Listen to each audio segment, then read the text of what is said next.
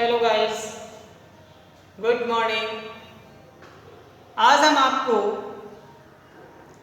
कक्षा 9 रसायन विज्ञान में एटॉम एंड एटॉमिक स्ट्रक्चर, परमाणु एवं परमाणु संरचना में अगली हेडिंगों में, जिसमें आपने पिछली हेडिंगों में आपने सीखा था कि समभारी या समस्थानिक आदि के विषय में सीखा था। आज हम आपको समन्यूट्रॉनिक के विषय में बताएंगे कि समन्यूट्रॉनिक किसे कहते हैं। तो चलिए देखते हैं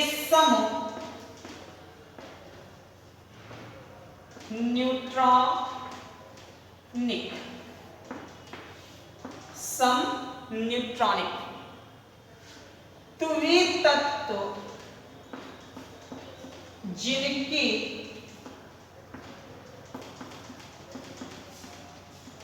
नाभिक में न्यूट्रॉन की संख्या समान होती है। तो चलिए देखते हैं समन्यूट्रॉनिक की ओर कि वे तत्व जिनके नाभिक में न्यूट्रॉनों की संख्या समान होती है उसे क्या कहते हैं? समन्यूट्रॉनिक कहते हैं। जैसे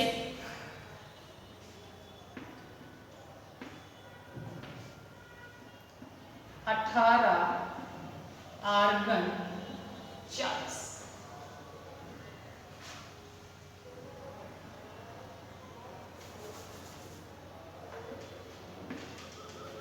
जैसे 18 आर्गन 40 कामा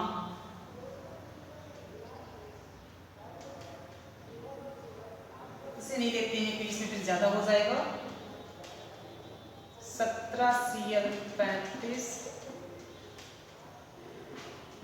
16 सल्फर 34।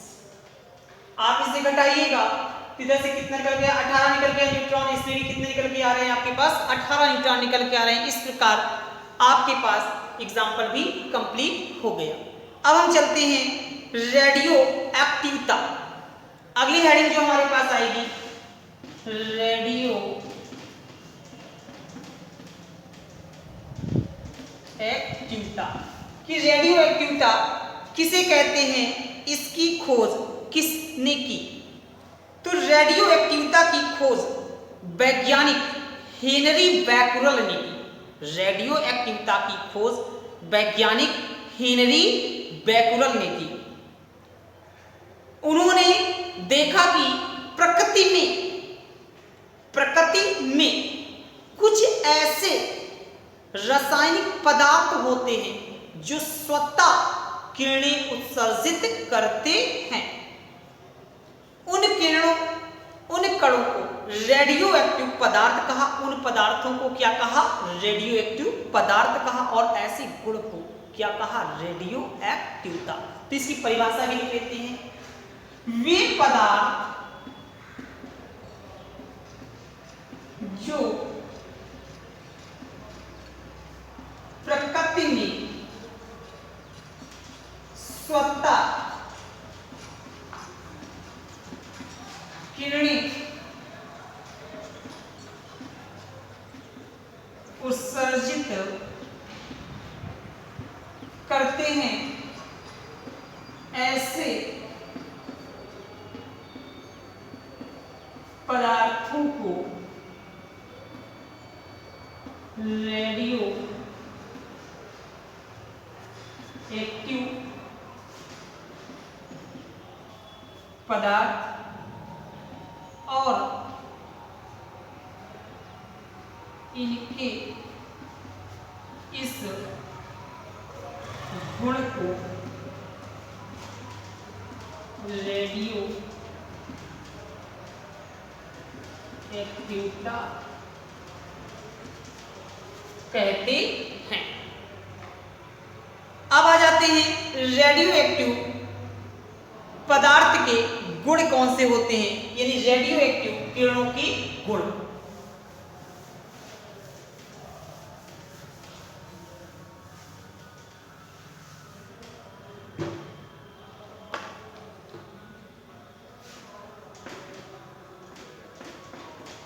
रेडियो एक्टिव किरणों के गुण।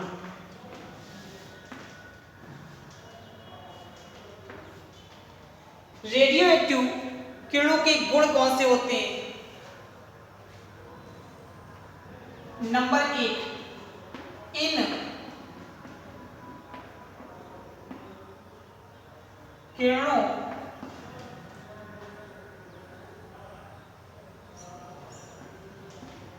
सदृश,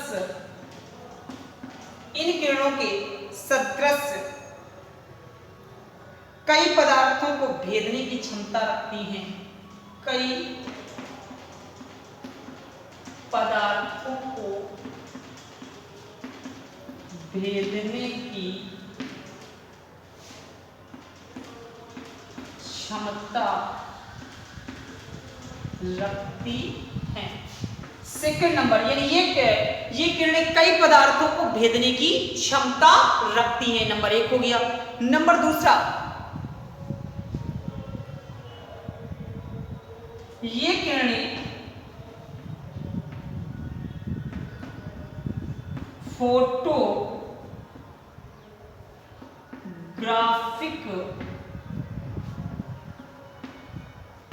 प्लेट को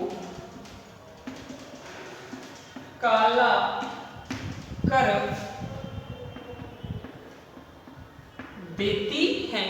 ये किरणें फोटोग्राफिक प्लेट को काला कर देती हैं। अगले नंबर पे चलते हैं। ये किरणें गैसों को आयनीकृत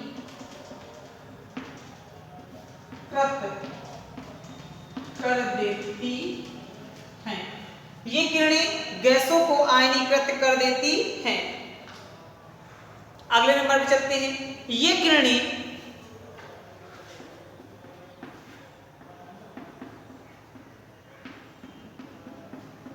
जिंक सल्फाइड जैसे पदार्थों में चमक उत्पन्न करती हैं। ये किरणें जिंक सल्फाइड आदि पदार्थों में स्फुरदीप या चमक उत्पन्न करती हैं। ये किरणें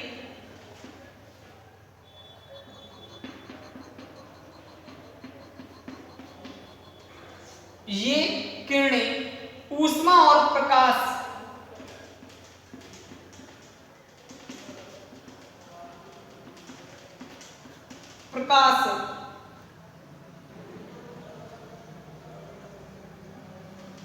और रासायनिक संयोग से प्रभावित नहीं होती हैं। ये किरणें ऊष्मा, प्रकाश और रासायनिक संयोग से प्रभावित नहीं होती हैं। अब आ जाते हैं रेडियो किरणों की प्रकृति कैसी होती है। ये किरणें किन किरणों से मिलकर बनी होती हैं, इनके विषय में जान लेते हैं। तो चलिए देखते हैं फिगर के अनुसार, यानी चित्र के अनुसार आप कैसे इसे समझेंगे। हाँ, तो चलिए देखते हैं रेडियो एक्टिव किरणों की प्रकृति कैसी होती है। रेडियो एक्टिव किरणों की प्रकृति के विषय में किसने बताया? तो रेडियो एक्टिव किरणों की प्रकृति के विषय में लॉर्ड रदरफोर्ड ने बताया। उन्होंने बैकरल किरणों यानी हेनरी बैकरल ने रेडियो एक्टिव किरणों की खोज की थी। इन किरणों का उन्होंने संश्लेषण किया और एक रेडियो एक्टिव लवण को एक शीशे से, ये शीशा है, शीशे में बंद करके रख दिया और विद्युत विसर्जन कराया।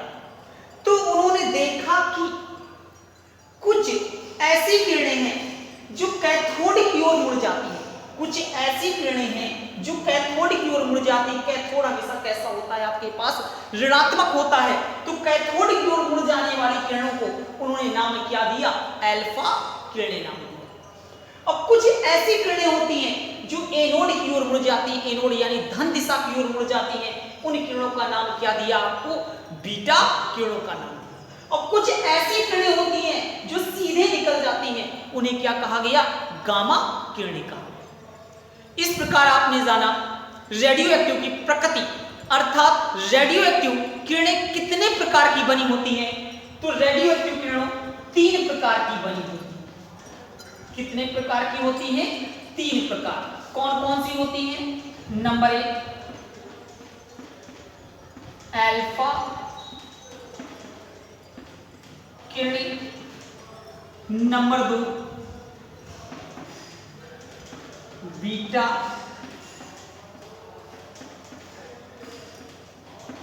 किरणें, नंबर 3 गामा किरणें। फिर से जान लेते हैं कि रेडियो एक्टिव किरणों की प्रकृति कैसी होती है? धनात्मक भी होती है, ऋणात्मक भी होती है और उदासीन भी होती है। धनात्मक कौन सी होती है किरणें? जो ऋण दिशा की ओर जाती है वो अल्फा किरणें होती हैं। और ऋणात्मक कौन सी होती है? जो धन दिशा की ओर जाती है वो ऋणात्मक यानी बीटा किरणें होती हैं। जो उदासीन होती है, सीधे निकल जाती हैं, वो कैसी होती हैं? गामा किरणें होती हैं। अब हम चलते हैं कि इन किरणों की भी विवेचना होनी चाहिए कि अल्फा किरणें, बीटा किरणें और गामा किरणें किसे कहते हैं। तो चलिए देखते हैं अल्फा किरणें।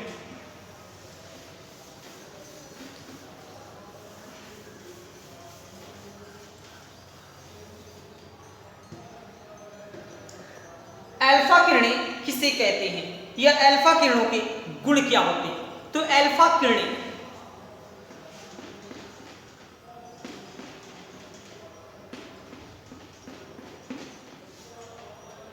वे रेडियो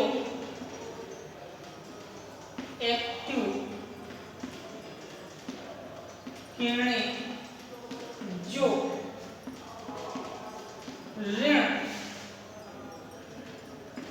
दिशा में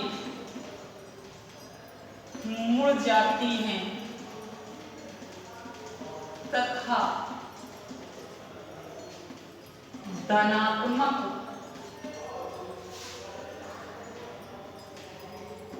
प्रकृति की होती हैं।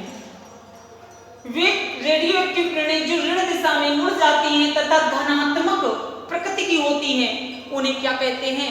अल्फा किरणें कहते हैं। अब आ जाते हैं अल्फा किरणों के गुण।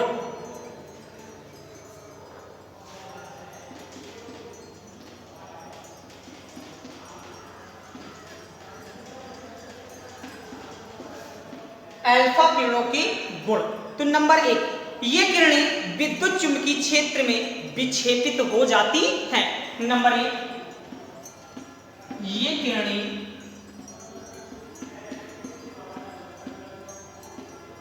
विद्युत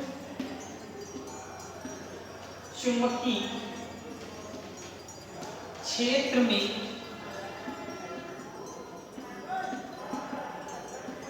विक्षेपित हो जाती हैं। नंबर 2, ये किरणें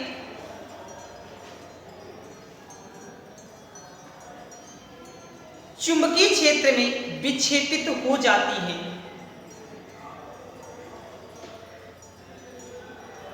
चुंबकीय क्षेत्र में, ये चुंबकीय क्षेत्र में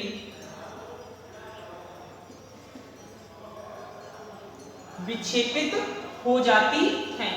अगला नंबर चलते हैं। ये किरणें कुछ पदार्थ जैसे हीरा, जिंक सल्फाइड आदि में स्फुरदीप्त उत्पन्न करती हैं। अगले नंबर की ओर चलते हैं। ये किरणें फोटोग्राफिक प्लेट को काला कर देती हैं। ये किरणें वेग के प्रकाश के 1/10वें भाग के बराबर होती हैं। अर्थात इन किरणों का वेग कितना होता है? 3 × 10⁷ मीटर प्रति सेकेंड होता है। अगला चलते हैं। इन किरणों में गैसों को आयनीकृत करने की क्षमता बहुत अधिक होती है। इस प्रकार आपने अल्फा किरणों के गुणों के विषय में सीखा। अब हम आपको अगले वीडियो में बीटा किरणें, गामा किरणें, बीटा किरणें और गामा किरणों के गुण के विषय में सीखेंगे और अल्फा किरणें, बीटा किरणें और गामा किरणों की तुलना करेंगे कि ये कैसी होती हैं, इनमें अंतर क्या होता है, इनके विषय में सीखेंगे। फिर से हम आपको बता दें, यदि ना समझ में आ रहा हो, यदि क्वेश्चंस आपके फॉलो हो रहे हो तो आप कमेंट बॉक्स के थ्रू आप क्वेश्चंस का आंसर ले सकते हैं। धन्यवाद।